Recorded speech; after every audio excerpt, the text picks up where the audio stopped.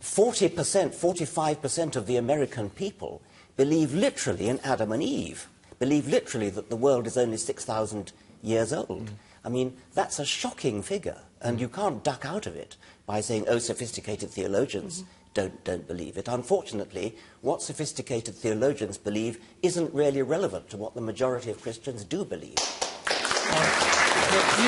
Chris, I think, Richard, cue Chris from the Evangelical Alliance, if I may, because you believe it's all true, don't you? I do, yeah. So you believe that, you know, Adam and Eve and Noah's Ark, you believe, to just take something, Genesis 19:5, 2 angels came to Lot's house in Sodom and Gomorrah.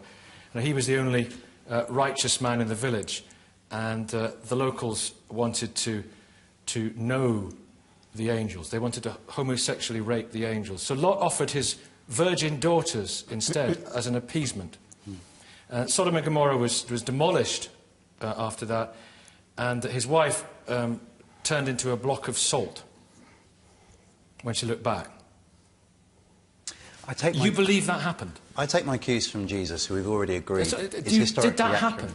happen? I believe that Jesus believed the Old Testament to be historically accurate. Do you believe that that happened? I believe it happened because Jesus did.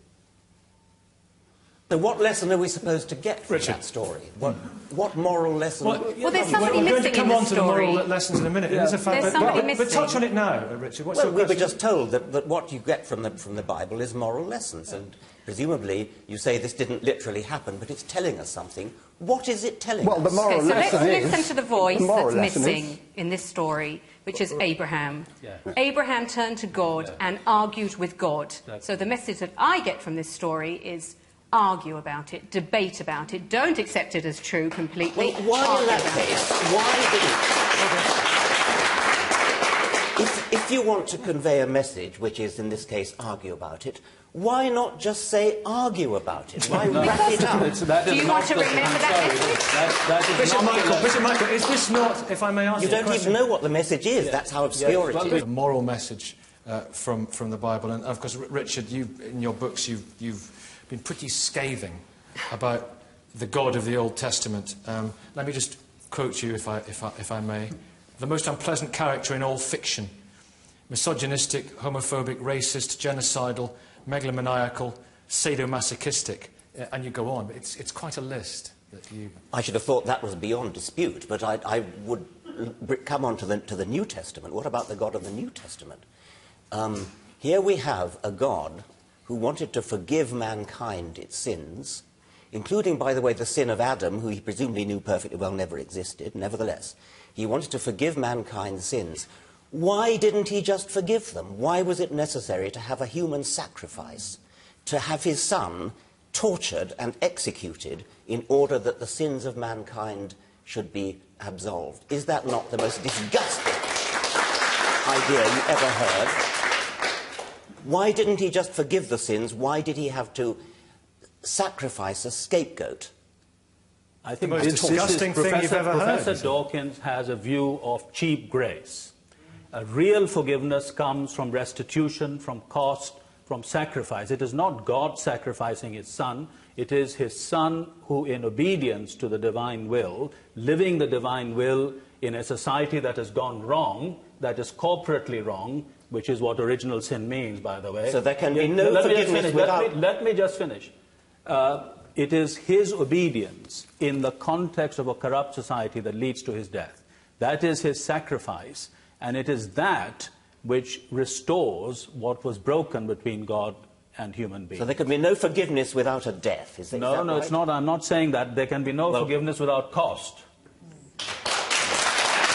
How can you applaud that?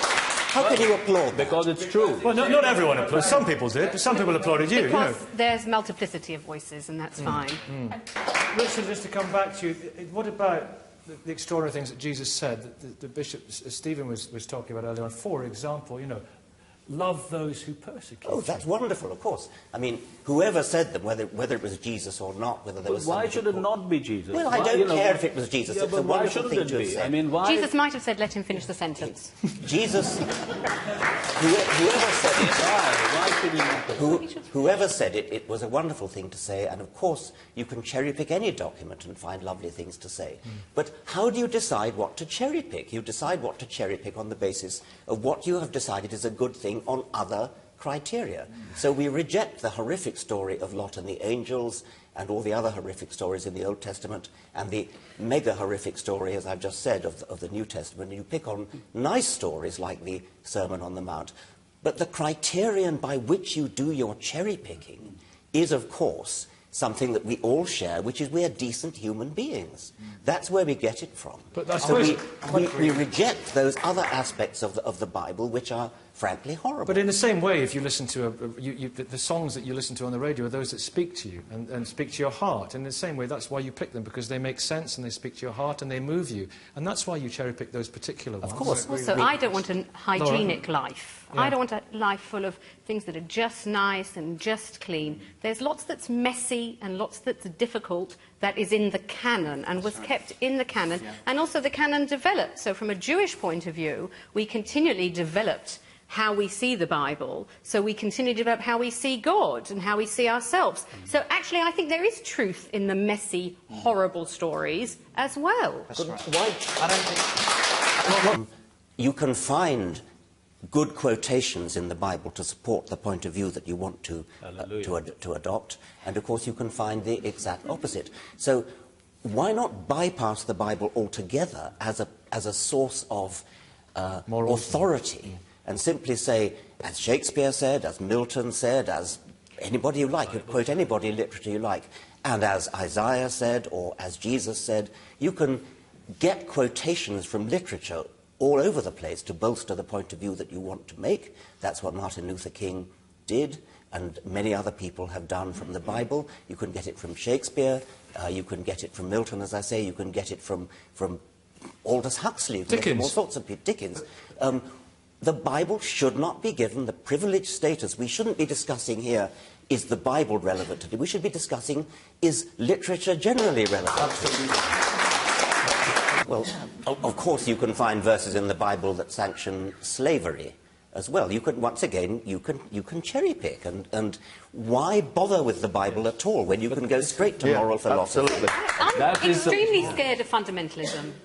The same fundamentalism that wants to convert people forcibly is the same voice as you have that says, why bother with this? What I'm concerned about is that you can't hear the different voices. Are you serious? Yes.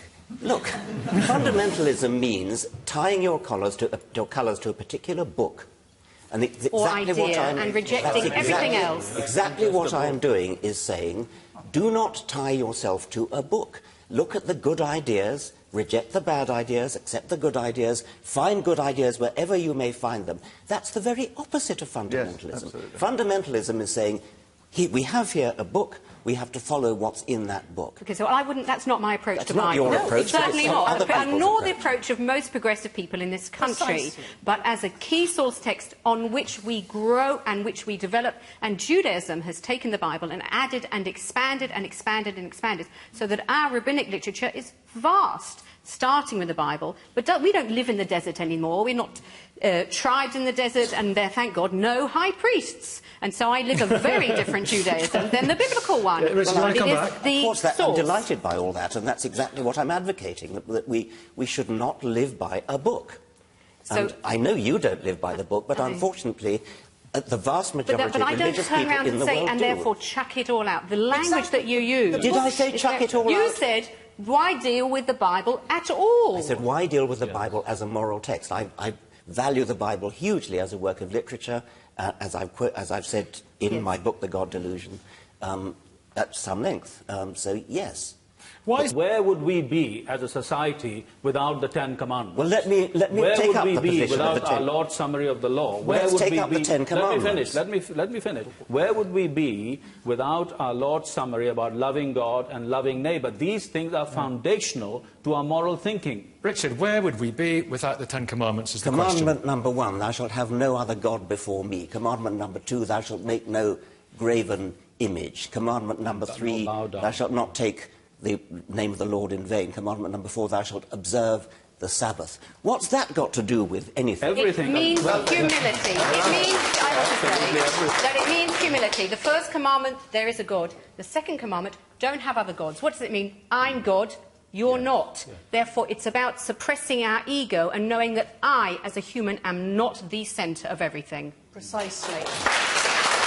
We No, actually but put are new books trying in and take some of the others out. We actually need to understand it and understand the fundamental thinking and philosophy behind it in fresh ways, in the light of history, yes, in the light of modern theological criticism, yes, and we need to use revelation, which I believe didn't stop 2,000 years ago, but continues in the context of the society in which we live today. That means the end of slavery, the bad treatment of women, and some of the other stuff that, frankly, is rubbish in the Bible.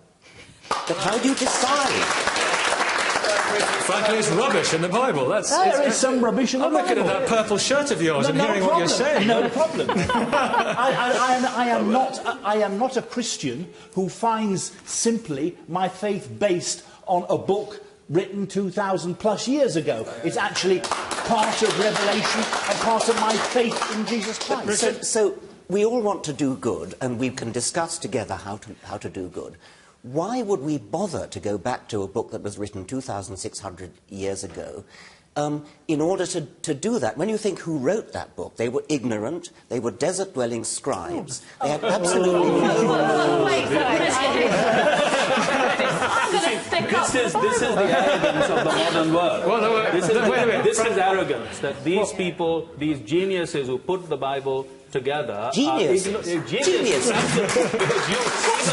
Even at the level of literature, I mean, why do you admire it as literature if they were not geniuses? Well, I admire the English literature of the... I've no idea about the original Hebrew. I know. To look at the Bible and have no idea about the original Hebrew and then to say they were ignorant is frightening. Francesca. Come on. I've got to answer that.